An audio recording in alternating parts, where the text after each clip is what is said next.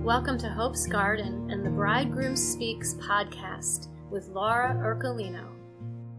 All that God created is good, including sex.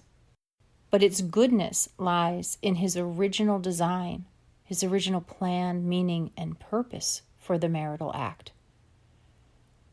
From the beginning, God meant it to be a sign and symbol of the Trinitarian unity, of the love, the self-giving, mutual love of the Father, the Son, and the Holy Spirit. And the marital act between man and woman here is meant to be a foretaste, a foreshadowing of the joy and fulfillment of our union with God in heaven. This is why Jesus in the scriptures says there is no marriage in heaven. We won't need the sign and symbol anymore. We will be existing in the real thing, in the fulfillment and truth of union with God, body and soul. Oneness with God Himself, with our bridegroom. All these goods that we experience here on earth are just a foretaste of what will be at the wedding banquet of heaven. But what has happened in our time, as we've talked about in the Brides of Christ groups at Hope's Garden, is that the divine love song that He sings to us, that He inscribes on our hearts as He creates us, is drowned out as the opportunity to know authentic love. So many of us experience right from the beginning of our lives the distortions and desecration, the twisting of God's spousal love, of God's original beauty, His beautiful plan for the love of man and woman and for marriage and family. And we experience these distortions in whether it's in our own parents' failing marriages, abuses that we suffer in our childhood homes or in our later relationships, in our marriages, the pornography that comes at us on our phones and our computers. All of this robs us from knowing the love of the bridegroom, the pure spousal love of God that He's spoken of in His scriptures throughout all of time. What the bridegroom is doing through Hope's Garden, through the Brides of Christ groups, and through the way that we are learning, coming to the Song of Songs, and letting it sink deep into our hearts through the teachings of the saints. What's happening is exactly what God says in Hosea 2:14. He is alluring us into the desert, away from the distractions, and He's speaking tenderly to our hearts.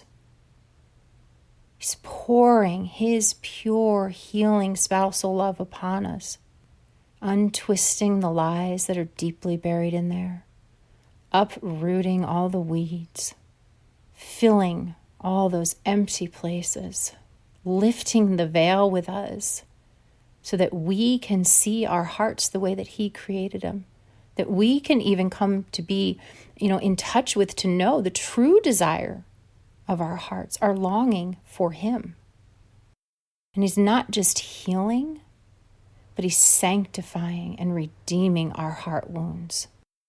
And once we have encountered and experienced Christ, our bridegroom, and we allow His love to restore and heal us, then we can come up out of the desert leaning fully on Him, and with new, restored innocence, purity of heart, and dove eyes that see the way that God sees, eyes that can see that we are a gift, and that all the others in our lives, all the ones He entrusts to us, are gift, given to us, not to be used, but to be loved.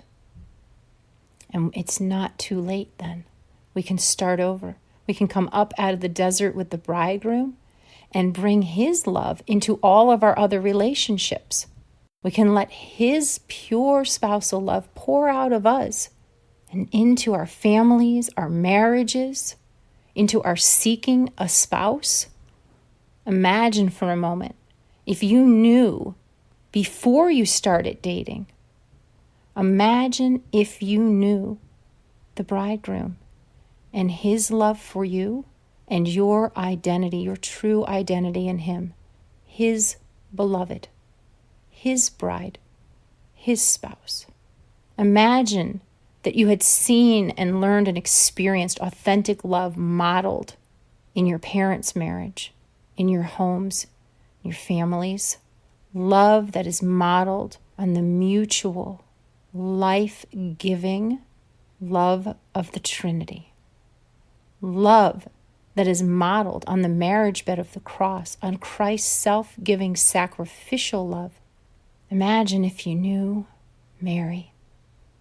If you knew Mary was your mother, the mother of the bride. If you knew that you could stand with her at the foot of the cross where hope is always blooming, loving Jesus and receiving, opening your heart and your hands and receiving his life-giving love pouring down upon you as he sacrifices his life for you.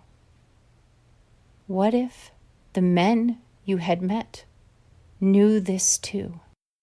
What if they had claimed Christ's love first? What if they had dedicated their hearts and their lives to the bridegroom? What if they knew that as men, their strength and their tenderness were both beautiful and necessary? And what if they knew how to look at you with pure eyes and pure hearts and to see as God sees?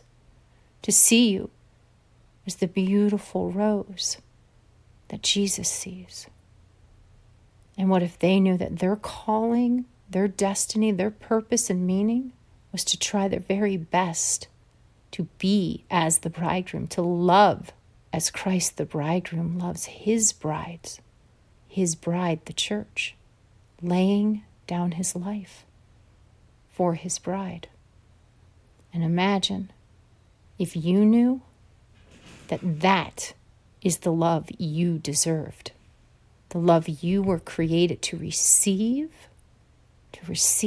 into your heart, your soul, your mind, and your body, and to nurture and to give back out, creating new life and new love into the world. It's not too late. It's not too late.